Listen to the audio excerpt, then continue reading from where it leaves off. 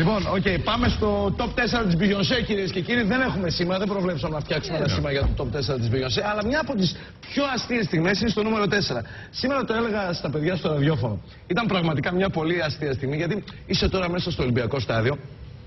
Έχεις ψηθεί ότι δεν είσαι και πολύ στην Ελλάδα.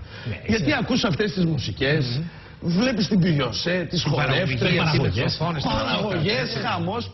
Έχεις πάει αλλού, δεν είσαι Ελλάδα, ρε παιδί. Είσαι πιο international. Δεν είσαι Ελλάδα. Bollywood, εκεί που πραγματικά έχεις ξεφύγει, έχει μια έμπνευση η Beyoncé και κάνοντας ουσιαστικά μια πάσα, ένα πρόλογο για το τραγούδι Say My Name. Προφανώς το κάνει σε όλες τις χώρες. Πάει σε κάποιον πιτσιρικά εκεί μπροστά, ένα ωραίο αγοράκι, και του δίνει το μικρόφωνο και του λέει What's your name? Ξέρεις. Και γίνεται αυτό τώρα στην Ελλάδα. Οπότε εκεί που είσαι στον άλλο κόσμο πλέον, το κάνει αυτό η Beyoncé. Say My Name, ακούγεται ένα κάτι όχι πολύ καθαρά. Μπερδεύεται η Beyoncé για πρώτη, ξέρεις. Ψάχνετε, λέει What? Say your name, what's your name? Και ακούγεται ένα Βαγγέλης! Προσγείωση. Κάτι και να είναι ένας David εκεί μπροστά στη σκηνή να μας ξεντροπιάσει. Ήταν τόσο ωραία και αστεία στιγμή.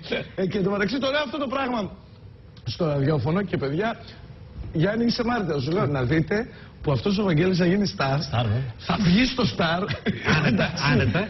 Και θα αρχίσουμε να μιλάμε για τον Βαγγέλη. Οπότε, ξέρεις, πριν καλά προλάβουμε να το πούμε, συνέβη αυτό εντωμεταξύ, την έχουμε αυτή τη στιγμή.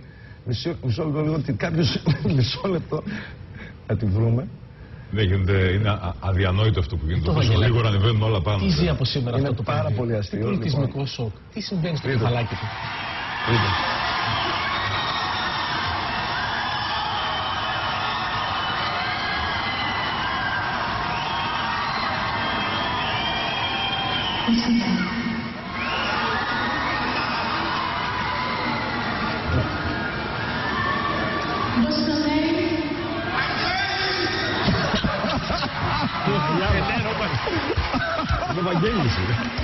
Οπότε κυρίες και κύριοι, έχουμε ένα νέο στάρ σε αυτή τη χώρα. Είναι ο Βαγγέλης, ο άνθρωπος ο οποίος απάντησε στην Beyoncé. Χαρά στο κουράγιο του ψυχραιμίου του, αν ερχόταν η Beyoncé μπροστά με το ντεκολτέ What's your name, δεν έχω ιδέα.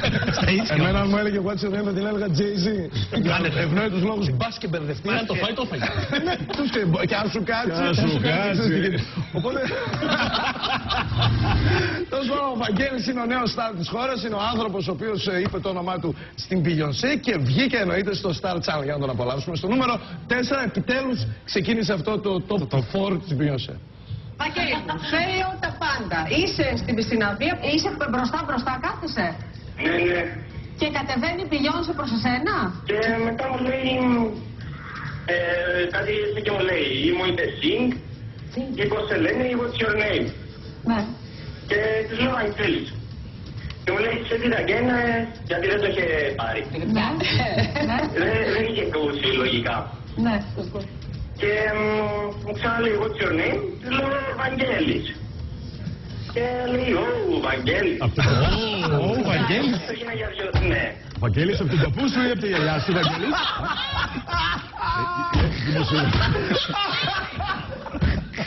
Έτσι, Βαγγέλης, καθώς είναι μπροστά, η ερώτηση θα φοβερή, καθώς είναι μπροστά. Όχι, πίσω καθόταν, έχει ένα μακρύ χέρι, τυραμόλα.